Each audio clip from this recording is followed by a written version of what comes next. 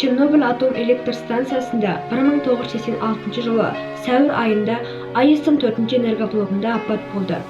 Чернобыль апатының нәтижесінде Украинаның елеулі аумағы мен Ресейдің Брянск және Калуга облыстарының аумағы радиоактивтік ластануға ұшырап, адамдар өміріне қауіп төнді.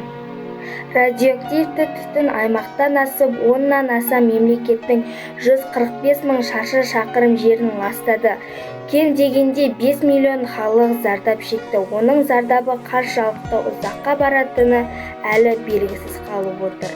Чернобыль атом станциясындағы 1986 жылы 26 сәуірдегі апатты жоюға 600 мыңға жуық адам қатысты.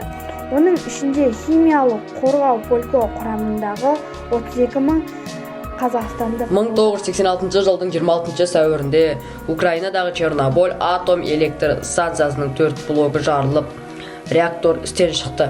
Апат салдарынан радиоактивті заттар, соның ішінде уран изотопы, плутонин, цезий қоршаған ортаға таралды. Радиоактивті түтін аймақтан алыс асып, оннан аса мемлекеттің жерін ластады. Кем дегенде 5 миллион халық зардап шекті. Оның зардабы қаншалықты ұзақ болатыны әлі белгісіз. Адамзатқа орны толмас қасірет әкелген Чернобыль апатына биыл 35 жыл толады. Осыдан 30 жыл бұрын Астанада Чернобыль апатын залалсыздандыруға қатысқан ардагерлерге ескерткіш ашылды.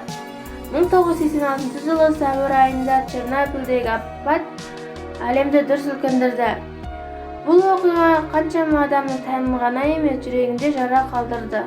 Чернобыль апат салдарының ауыр екендігін, оның әлі көптеген ұрпаққа әсер ететіндігін оға отырып, апат салдарының қаза болғандарға және денсаулықтарын жоғалтқандарға құрмет көрсете отырып, біз, яғни барша адамзат баласы апат салдарын барынша азайту үшін бар күш-жігерімізді жұмсауымыз қажет. Украин халқы Чернобыль апатының зардабын жоюшылардың бәріне әлі күнге шейін ризалықпен алғыс айтады.